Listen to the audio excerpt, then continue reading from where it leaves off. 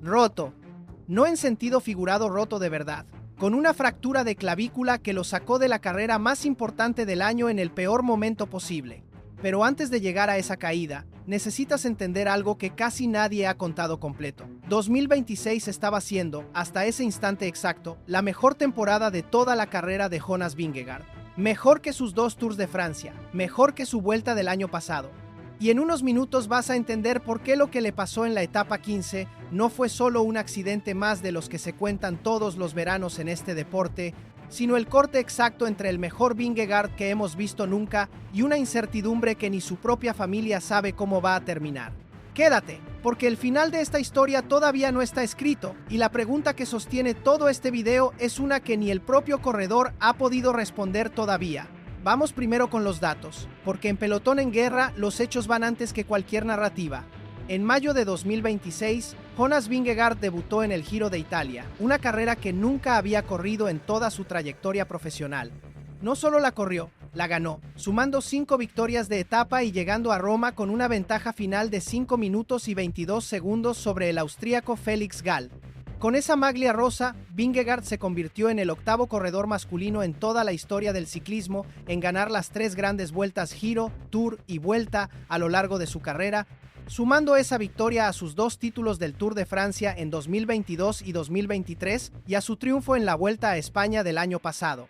Apenas unas semanas después, llegó al Tour de Francia 2026 con la ambición de completar un año histórico, y de hecho ganó la primera etapa en Barcelona, sacándole 12 segundos a Tadej Pogačar en la contrarreloj por equipos.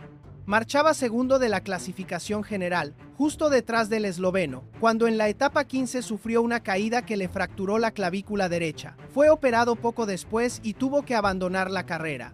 Hasta el día de hoy, no existe ninguna confirmación oficial de que vaya a volver a competir en lo que queda de 2026. Con esos datos ya sobre la mesa, la pregunta que de verdad importa no es qué pasó en la etapa 15. Eso ya lo sabes si sigues este canal día a día. La pregunta es qué significa perder, en un segundo, la temporada que estaba a punto de convertirlo en el corredor más completo de su generación. Para entender la magnitud de lo que Vingegaard logró antes de esa caída, hay que hablar primero de ese club tan exclusivo al que acaba de entrar. Ganar las 3 grandes vueltas a lo largo de una carrera, en años distintos, es algo que solo 7 hombres habían conseguido antes que él en toda la historia del ciclismo. Jacques Anquetil, Eddy Merckx, Felice Gimondi, Bernard Hinault, Alberto Contador, Vincenzo Nibali y Chris Froome son nombres que definen distintas épocas del deporte, y Vingegaard acaba de sumarse a esa lista como el 8º.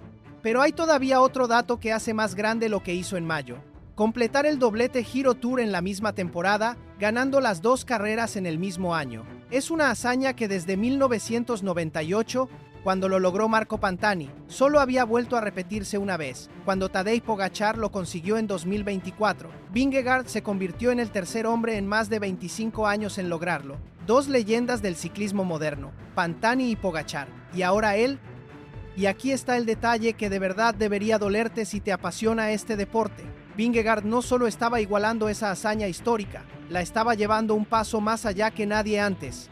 Ni Pantani en 1998, ni Pogačar en 2024 llegaron al Tour de ese mismo año, siendo, al mismo tiempo, serios candidatos a ganarlo. Vingegaard sí. Marchaba segundo de la general, a apenas unos segundos del propio Pogačar, con opciones reales de completar el triplete más difícil que existe en este deporte. Giro, Tour y una temporada perfecta, todo en el mismo 2026. Si te apasiona seguir esta guerra de temporada con los datos confirmados antes que nadie, este es el momento de suscribirte, porque lo que viene ahora es la parte de esta historia que de verdad importa. Ese sueño se rompió en la etapa 15, en una caída del pelotón de esas que ocurren en un instante y que después se repiten en la cabeza de todo un país durante semanas. Vingegaard fue trasladado para someterse a cirugía por la fractura de clavícula derecha, y desde entonces el Tour de Francia 2026 siguió su curso sin él. Pogačar terminó coronándose campeón por 5ª vez, Isaac del Toro cerró un podio histórico, y la historia de Vingegaard quedó suspendida en un signo de interrogación que, semanas después, sigue sin respuesta clara. Meses después de esa caída, en un acto público en su localidad natal de Glingore, antes del inicio del Tour de Dinamarca, Vingegaard reconoció algo que dejó preocupada a buena parte de la afición del ciclismo europeo. todavía no había retomado los entrenamientos con normalidad. Explicó que necesitaba ese tiempo de descanso después de una temporada tan exigente física y emocionalmente, admitiendo que el dolor había disminuido pero que su cuerpo todavía no estaba completamente recuperado.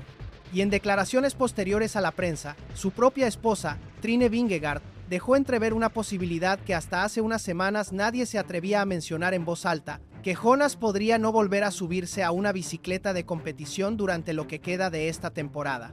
Quiero preguntarte algo antes de seguir, porque aquí es donde de verdad se pone difícil esta historia. Después de ver la temporada que estaba construyendo Vingegaard antes de la caída, ¿tú crees que debería forzar su regreso este mismo año para intentar salvar algo de 2026? ¿O crees que lo correcto es que se tome todo el tiempo que necesite, aunque eso signifique cerrar la temporada sin volver a competir? Déjamelo en los comentarios, porque más adelante te cuento hacia dónde parece estar inclinándose la decisión real.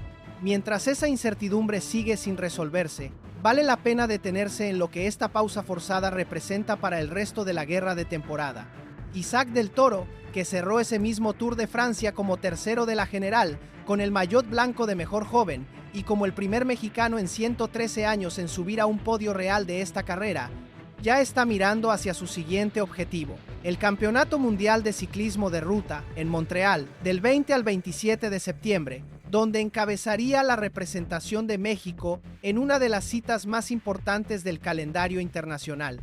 Mientras Isaac construye, capítulo tras capítulo, una de las temporadas más sólidas del pelotón mundial, Vingegaard ni siquiera sabe todavía si va a volver a competir antes de que termine el año. Dos trayectorias completamente opuestas, sostenidas por un mismo verano de 2026, una que sigue escribiéndose sin frenos, y otra que quedó congelada en un instante sobre el asfalto. Y ahí está también Pogačar, el otro nombre que sostiene toda esta guerra. Con Vingegaard fuera del calendario, el esloveno se prepara para la Vuelta a España, sin el único corredor que alguna vez lo ha derrotado en un Tour de Francia completo. Existe la teoría, cada vez más repetida entre analistas del ciclismo europeo, de que esta ausencia le quita a Pogačar el examen más difícil que podría haber tenido en España, dejando el camino más despejado de lo que hubiera estado con Vingegaard al 100% de sus fuerzas. Todo apunta a que, sin ese rival directo en la salida, la verdadera pregunta de esta vuelta ya no es quién puede detener a Pogačar, sino qué tan grande puede llegar a ser su margen de victoria sin la sombra del danés persiguiéndolo. Aquí está, en el fondo, la parte más incómoda de todo lo que hemos contado hoy, porque durante los últimos 5 años, la historia de este deporte ha sido, en gran medida, la historia de dos hombres empujándose el uno al otro hasta el límite. Pogačar ganando cuando parecía imposible, Vingegaard respondiendo cuando todos daban por hecho que no había respuesta posible. Esa tensión constante es la que ha llevado a ambos a niveles de rendimiento que ninguno de los dos, por separado, hubiera alcanzado nunca. Y ahora, por primera vez en años, esa tensión se ha roto de golpe, no por una decisión deportiva, sino por un accidente que ni siquiera involucró directamente a ninguno de los dos. La pregunta que de verdad sostiene el resto de esta temporada es esta. ¿Qué le pasa a una rivalidad cuando uno de los dos protagonistas desaparece del mapa sin previo aviso? Hay ejemplos en la historia reciente del ciclismo de corredores que, tras una lesión grave a mitad de una gran temporada, nunca volvieron a recuperar del todo ese nivel que los hacía temibles. También hay ejemplos de corredores que regresaron todavía más fuertes, con la rabia de lo que perdieron convertida en motivación. Todavía es demasiado pronto para saber en cuál de esos dos caminos va a terminar Vingegaard, y cualquiera que te diga lo contrario con total seguridad te está vendiendo una certeza que hoy en día simplemente no existe. Lo que sí sabemos con certeza es esto. Jonas Vingegaard llegó a construir, en apenas 5 meses de 2026, una de las temporadas más completas que se han visto en el ciclismo moderno. Ganó una carrera de 3 semanas que nunca había corrido antes. Se convirtió en el tercer hombre en más de 25 años en lograr el doblete Giro Tour en la misma temporada. Y se convirtió en el octavo corredor de toda la historia en completar la colección completa de las 3 grandes vueltas a lo largo de su carrera. Todo eso ya pasó, ya es historia, y nadie se lo puede quitar, gane o no vuelva a correr este año. Pero la temporada perfecta, esa que lo tenía marchando segundo del Tour de Francia con opciones reales de pelear por el amarillo en París, se quedó exactamente donde se quedó, en una etapa 15 que nadie vio venir, en un país que todavía no sabe cuándo va a volver a ver a su corredor sobre una bicicleta de competición. Ahora te toca a ti. ¿Crees que Jonas Vingegaard va a volver esta misma temporada y todavía puede rescatar algo de este 2026? ¿O crees que la mejor versión de su carrera acaba de quedar congelada en una etapa 15 que ya nadie puede cambiar? Y una cosa más, porque esta guerra de temporada apenas está entrando en su capítulo más incierto. Si Vingegaard no vuelve a competir este año, ¿qué le queda a esta rivalidad con Pogačar cuando el propio esloveno ya está a un paso de completar la triple corona de su carrera sin nadie capaz de plantarle cara?